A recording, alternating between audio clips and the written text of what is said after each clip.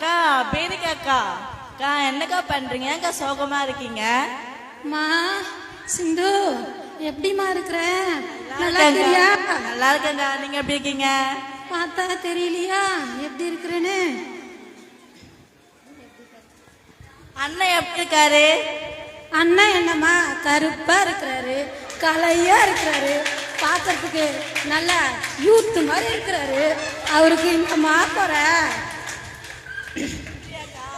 ஏங்க சோகமாவே இருக்கீங்க? ஐயோ, என் சோக கதையை சொல்றதா சொந்த கதையை சொல்றதா வாழ்ந்த கதையை? ஐயோ சிந்து வாமா வாமா வாமா. இப்ப வாழ்ற கதையை சொல்றதா வாழ போற கதையை சொல்றதா? உட்காருமா சொல்றேன். டீ சாப்பிடுறியாமா? பரவாயில்ல பரவாயில்ல உட்காரு உட்காருமா.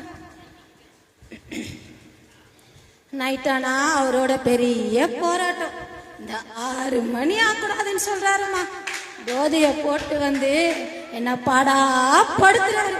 என்ன பார்த்தாவே தெரியலையா எப்படி துரும்ப அடிச்சுட்டு இருக்கானே? அப்படியே அண்ணா அப்படியே பண்றாரு. ஐயோ, அவர் அடிச்சதுனாலதாம்மா இப்படி துரும்ப அடிச்சுட்டு இருக்கா. அண்ணா அடிக்கிறாரா? அது தெரியாதா உனக்கு? யாரும் அக்கத்து விக்கத்து பக்கத்துல சொல்லலையாமா? ஏங்க நீங்க அடி வாங்குறீங்க? திருப்பி அடிக்க வேண்டியதானே? அப்படியா? நீங்களாம் அடிப்பீங்களா? அடிக்கலாம்க்கா. அக்கா புருஷன் அடிச்சு பொண்டாட்டி வாங்குறது அந்த காலம்க்கா. இந்த காலத்துல பொண்டாட்டி அடிச்சு புருஷன் வாங்குறது இந்த காலம்க்கா. எப்படி வந்து சொல்ற பாரு. குடும்பத்தை சேர்க்க சொன்னா இன்னும் நின்னால அடி வாங்கக்கான்னு சொல்ற. இப்படிப்பட்ட பொம்பளைங்க கூட சேர்ந்தா நினைச்சுக்கோ குடும்பம். அப்படியா சிந்து? இவ சொல்றது கொஞ்சம் யோசிக்க வேண்டியதா இருக்குது. இன்னைக்கு நைட்டு வரட்டும் அந்த மனுஷன். பாக்கிறதுக்கு நல்லா டிப் டாப்பா 18 வயசு பையன் மாதிரி இருக்கிறாரு. நல்ல ஒரு வெல்த் வாங்கலாம். சரி சரிம்மா, நீ சொன்ன மாதிரியே இந்த வேலையை முடித்தியா? சரிம்மா, நீ கிளம்புமா. யோசிக்கலாம். அந்த ஆள் வரட்டும், இன்னைக்கு என்ன பண்றதுன்னு சொல்லிட்டு யோசிக்கலாம். ஒண்ணு கையாவது உடைக்கணும், இல்ல காலாவது உடைக்கணும். பார்க்கலாம்.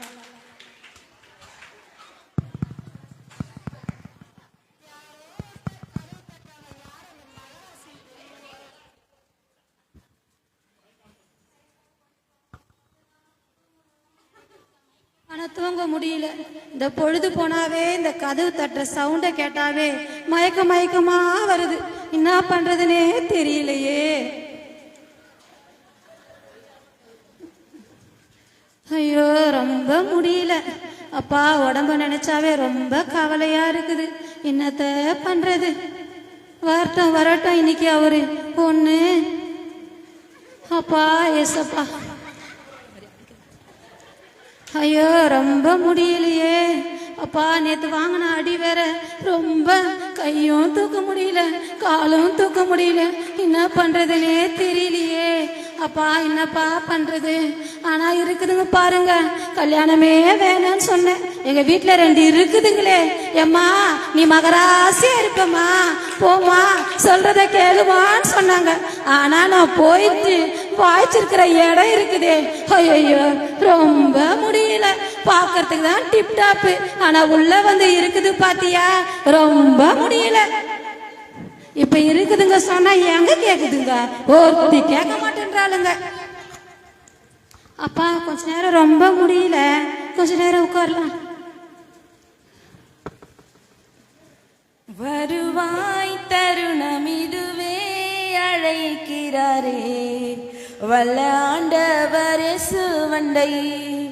வருவாய் தருணம் இதுவே அழைக்கிறாரே வல்ல ஆண்டவர் இயேசுவண்டை. யாரோ ஒரு அக்கா பாவம் நடக்க முடியாம நடந்து வராங்க. யாரும் அந்த அக்கா தெரியலையே. வருவாய் தருணம் இதுவே அழைக்கிறாரே வல்ல ஆண்டவர் இயேசுவண்டை. வேணும் உனக்கு?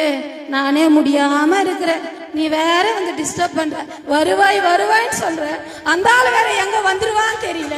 நீ வேற வரும்போதே சொல்றமா வருவாய் வருவாய்ன்னு சொல்லிட்டு கேட்கவே ரொம்ப கஷ்டமா இருக்குது. ஸ்தோத்திரம் சிஸ்டர். சோத்திரம் சோத்திரமா. எங்க இருந்து வர? ஏசு உன்னை நேசிக்கிறாரா? கட்டினவரை 20 வருஷம் ஆகுது, இன்னும் நேசிக்காம இருக்கிறாரு. நீ வேற அந்த இயேசுவையும் பார்த்ததில்ல, நான் யாரையும் பார்த்ததில்ல. அவரே என்ன நேசிக்க மாட்டாருன்னு போது ஏசு எப்படிமா என்ன நேசிப்பாரு? அப்படிலாம் சொல்லாதீங்க சிஸ்டர். உங்க தாயும் உங்க தகப்பனும் உங்களை வெறுத்தாலும் உங்களை கட்டின கணவன் இருங்க சிஸ்டர், தாயும் தகப்பனும் விட்டதுனாலதான் சார் சிஸ்டர் இப்ப இந்த நிலைமைக்கு வந்திருக்கிற. சொன்னாங்க மகராசான்னு, ஆனா வெற்றி செஞ்சாங்க. அப்படிலாம் சொல்லாதீங்க சிஸ்டர். உங்க கட்டின கணவன் உங்களை கைவிட்டாலும் இயேசு உங்களை கைவிட மாட்டார் சிஸ்டர். உங்களுக்காக தான் சிலுவையில மரிச்சாரு. அவரோட அன்பு பெருசு சிஸ்டர். அந்த அன்பை ருசிச்சு பாருங்க சிஸ்டர். நீங்க என்னன்னா இப்படி சொல்றீங்க? அந்த பக்கத்து வீட்டுக்காரி வந்தா அக்கா அக்கான்ட்டு என்ன சொக்காக்கிட்டு இருப்பா.